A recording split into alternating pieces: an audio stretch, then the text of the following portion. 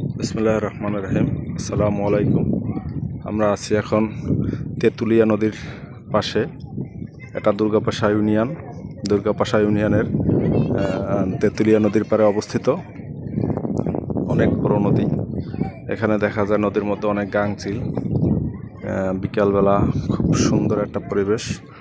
আসলে দুর্গাপাশা ইউনিয়নটা একটা সময় অনেক বড় একটা ইউনিয়ন ছিল, যা ভাঙনের কবলে পড়ে আজকে অনেক ছোট একটা ইউনিয়ন হয়ে গেছে। এই যে যদি দেখাই, তো এখানে আগে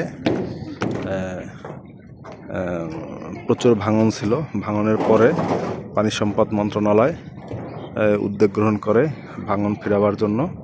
তারা এখানে ব্লক ফেলে এবং ভাঙন প্রতিরোধ করতে সক্ষম হয়। তো এই দেখাই, নদীতে প্রচুর স্রোত। যদিও এই সিজনে স্রোত একটু কম থাকে, তারপরে অনেক স্রোত আছে নদীতে। কিন্তু বর্ষাকালে এই নদী এখন যদিও ভাঙার সিজন না, ভাঙার সিজন হলো বর্ষার সময়, যখন নদীতে বেশি স্রোত থাকে। এই যে দেখেন যে কী পরিমাণে স্রোত, প্রচুর স্রোত। তো নদী সব সময় সবার জন্য উপভোগের জায়গা নয়, কারো জন্য এটা হুমকি, আর কারো জন্য বিনোদনের জায়গা।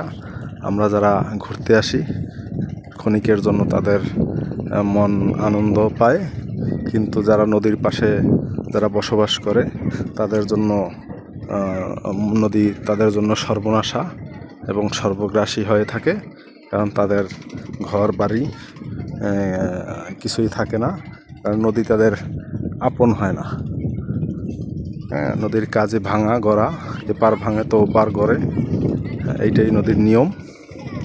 তো আমরা যারা ঘুরতে আসি তাদের জন্য ক্ষণিকের জন্য আসার কারণে তাদের কাছে নদী অনেক ভালো লাগে, কিন্তু যারা নদীর পাড়ে মানুষ থাকে তারা নদীকে ভয় পায়, তারা নদীকে ভয় পায়।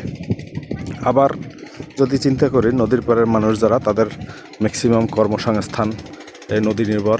যেমন এখানে আছে নৌকা, এই নৌকা ট্রলার দিয়ে তারা জালের মাধ্যমে মাছ সংগ্রহ করে। এরপরে তাদের এখানে একটা বাজার আছে, বাজারে দেখা গেছে মাছের বাজার আছে।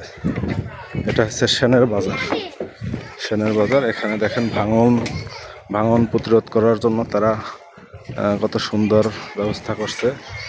এটা পানি সম্পদ মন্ত্রণালয় মাধ্যমে। তো নদী তাদের জন্য ক্ষতি করলেও নদীর মাধ্যমে তাদের জীবিকা নির্বাহ হয়। আমরা দেখতে পাচ্ছি যে একটা ট্রলার আসতেছে, হয়তো মাছ ধরা ট্রলার, তারা মাছ ধরে আসছে। তো সুন্দর। আমরা এখন স্পিড বোটে যাব। আমাদের স্পিড বোট আসছে,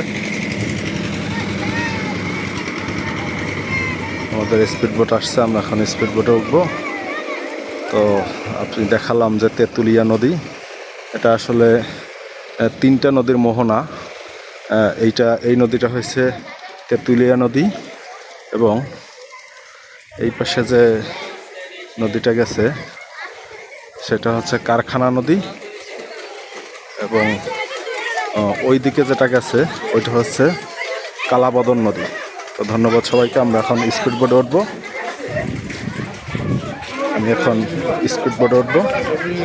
আমরা এখন আপনাদের দেখাবো তিন নদীর মোহনা দেখাবো।